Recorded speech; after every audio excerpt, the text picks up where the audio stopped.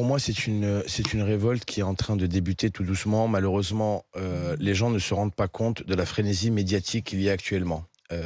L'affaire aurait pu être gérée d'une bien meilleure manière.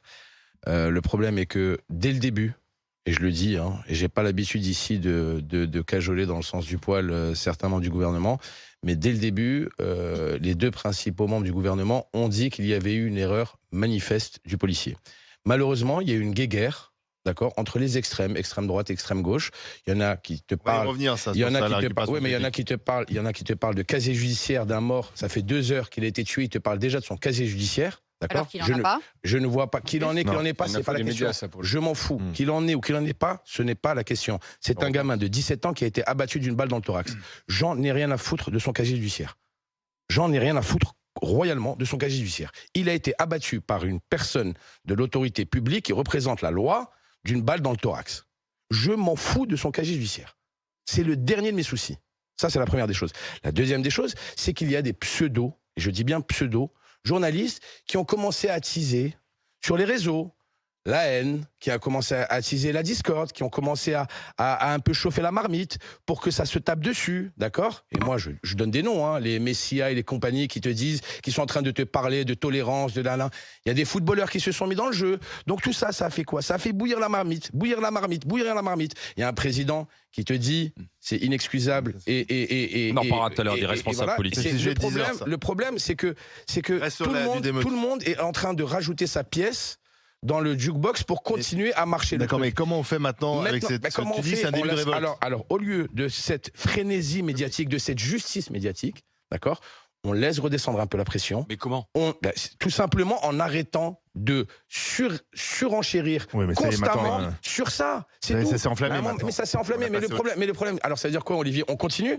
Non, on rajoute de l'huile sur le feu? Non, mais c'est pas nous. Excuse-moi. Je veux dire, le feu, il est là. Mehdi,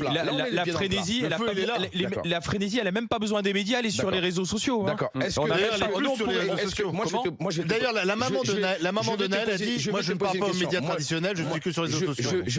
Le mot révolte, il a été prononcé du côté de la maman de Naël et d'Assa Traoré. C'est pas nous qui en avons parlé. D'accord. Et je me mets à comprendre, Mehdi, parce que toi, là, tu dis tout le monde est dans l'émotion, et c'est parce que tout le monde est dans l'émotion que ça monte, mais t'es dans l'émotion. Mais moi, je suis dans l'émotion. Je refuse de comprendre le contexte. Et il y a simplement et c'est vrai, c'est insupportable de voir un enfant mourir. On est tous d'accord. Mais il ne devait pas mourir. Et il y a un contexte, il y a un refus d'obtempérer. Donc, expliquer. Soit t'es dans l'explication des faits. L'explication des faits est très simple. L'explication des faits, elle est très simple, d'accord? Il y a un policier. D'accord? Et c'est une brebis galeuse de la police, parce que moi, je ne suis pas dans l'amalgame ni dans l'un ni dans l'autre. C'est-à-dire, il y a un refus d'obtempérer, il y a un contexte qui fait que... Il y a eu un refus d'obtempérer. Donc maintenant, si toutes les personnes qui font des refus d'obtempérer, ils sont... Non, mais toi, le problème, c'est que t'es dans l'émotion. Mais attends, s'il vous plaît. Ou vous me laissez finir, ou vous continuez à me couper la parole. C'est comme vous voulez. On le fait comme on fait. Comme vous voulez, on le fait, d'accord? Donc le débat, il est le suivant. C'est que maintenant, depuis 48 heures, tout le monde est en train de parler de son passé judiciaire à ce gamin et de son refus d'obtempérer. Non, mais là, on est sur les violences. Pour légitimiser le truc. Mais non, c'est là où tu te trompes. Mais non, je me trompe pas. Mais là, tu mélanges tout. Écoute, je ne mélange pas tout. J'allume la télé. Je ne mélange pas tout. Tu mélanges tout. J'allume la télé et c'est tout ce que je vois. Laisse-moi te répondre, puisque tu mets en cause, en gros, le travail des journalistes. Pardon. Non, des pseudo-journalistes. Les journalistes. C'est pas la même chose. De ceux qui se sont appropriés le terme de journaliste et qui ne le sont pas. Les journalistes. Qui ont des salaires dans la fonction publique. Les journalistes sont là pour essayer de donner des faits. Il y a eu effectivement un emballement sur le casier judiciaire long comme le bras. Moi-même, j'ai tweeté. Alors après, je vais être accusé de vouloir alimenter. J'ai simplement dit les faits. C'est-à-dire qu'effectivement, il avait été interpellé pour un refus d'obtempérer en 2022, convoqué par un juge qui avait pris une mesure éducative. Il avait de nouveau interpellé. Mais non, mais simplement pour dire de nouveau interpellé samedi dernier. Donc c'était récent. Et il devait passer devant un juge. Voilà, ça c'est les faits.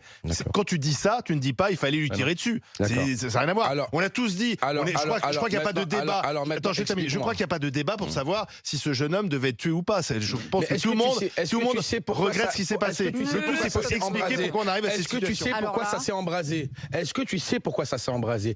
Parce qu'il y a certaines personnes qui ont un grand audimat, qui ont lancé sur les réseaux et sur les plateaux. Mais les Messia et compagnie, mais tu Messia, sais très tu bien. crois que Messia, il a l'influence? Mais il dit, Personne ne connaît Messia. 55 fois par jour. Tu crois que les jeunes, 55 fois par jour, bien sûr qu'ils le connaissent. Mais on est au-delà de ça maintenant. Mais il y a une propagande qui est faite pour décrédibiliser le gamin. Il y a une propagande qui est faite. Je suis navrée. Mais je suis désolé de le dire. Je suis désolé de le dire. Je suis désolée, Ils sont en train de le faire exprès. C'est pas ça qui met le feu. Comme quoi le gamin de 17 ans est un salaud. C'est pas ça qui met le feu. Mehdi a raison. Attends, tu sais ce qui met le feu? Ce qui met le feu, c'est effectivement le premier mensonge des policiers. Parce que ces gamins ont l'impression qu'à chaque fois, les policiers essayent de se couvrir. Et c'est vrai, ça a bien fait son travail. Et donc, la justice, sur ce coup-là, a été réactive. La justice a été réactive parce qu'ils l'ont mis tout de suite en garde à vue pour homicide volontaire. Parce qu'il y a une vidéo. Voilà. Non, d'habitude, c'est homicide involontaire. Non, c'est. Là, ils l'ont mis tout de suite comme pour homicide volontaire. Il faut savoir reconnaître aussi les choses. D'accord, mais attends. Et en fait, les gamins ont l'impression qu'à chaque fois, la police essaie de se couvrir. Là, il se trouve qu'il y a une vidéo et que la vidéo est assez accablante. C'est ça. Pardon, c'est pas Jean Messia qui met le feu. C'est ce mensonge qui a mis le feu. Attends, je voudrais qu'on aille à Nanterre. Parce que priorité quand même à ce qui se passe dans ces villes où ça brûle. Non, Mohamed, bonjour. Oui, bonjour. Chauffeur VTC, vous habitez Nanterre. Quelle est la vision que vous avez des quartiers où vous habitez là en ce moment alors? Alors moi je suis déjà bonjour à tous. Bonjour monsieur.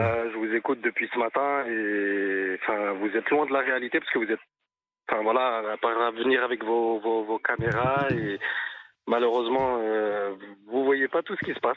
Allez-y, mais racontez. Moi je suis chauffeur VTC, voilà, donc je suis originaire du quartier des Pablo Picasso. À Nanterre. À Nanterre, j'y suis né, j'y ai grandi, j'y habite toujours. Hier soir, j'ai fini ma soirée un peu tard, vers les coups de minuit, et en voulant rentrer chez moi, toutes les rues étaient bloquées par des incendies de poubelles, de voitures. Et hier soir, en voulant rentrer, les policiers qui étaient présents sur place étaient juste dans leur camion. Enfin, ceux que j'ai vus en tout cas sur l'avenue Pablo Picasso, l'avenue principale, étaient dans leur camion, ne bougeaient pas. Même pas. Et quand j'ai voulu rentrer chez moi pour rentrer la voiture dans mon parking, ils m'ont dit non, vous rentrez pas, vous attendez que ça se calme, etc. Je dis mais monsieur, j'habite ici. Tous les gamins que vous voyez, je les connais tous. Et moi je trouve malheureusement que ça n'arrange rien toutes ces affaires de haine. Faudrait justement apaiser les choses parce que appel au calme. Faut faire un appel au calme parce que c'est pas possible. Il faut faire un appel au calme et laisser la justice travailler.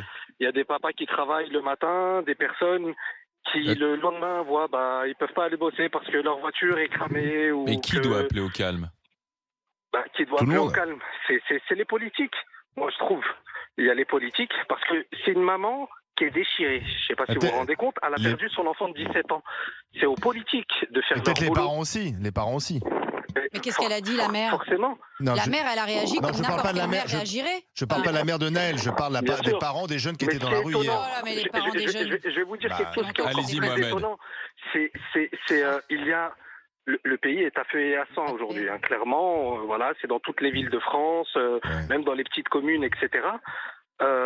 Monsieur Macron, notre cher président, a passé 3 jours à Marseille, donc c'est très bien pour tout ce qui est projet socioculturel, les banlieues, les cités, etc. Mais ça l'a pas empêché. Hier soir, avant de finir mon service, j'ai récupéré des personnes à l'Accor Hotel Arena. Oui, c'est à Bercy. Oui, il y avait Elton John qui chantait, ouais. Exactement.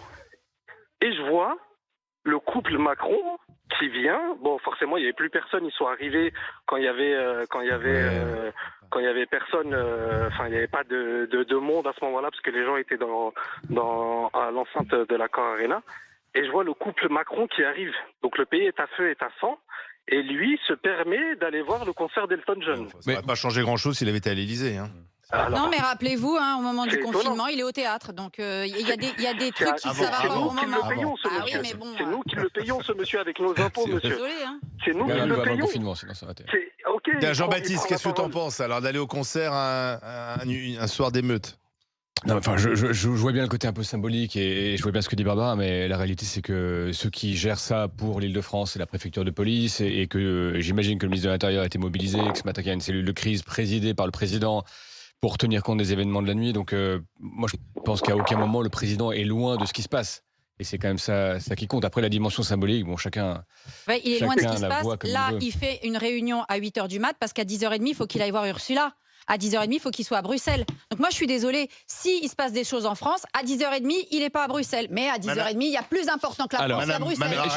Mohamed, on va continuer d'en discuter. C'est la vérité.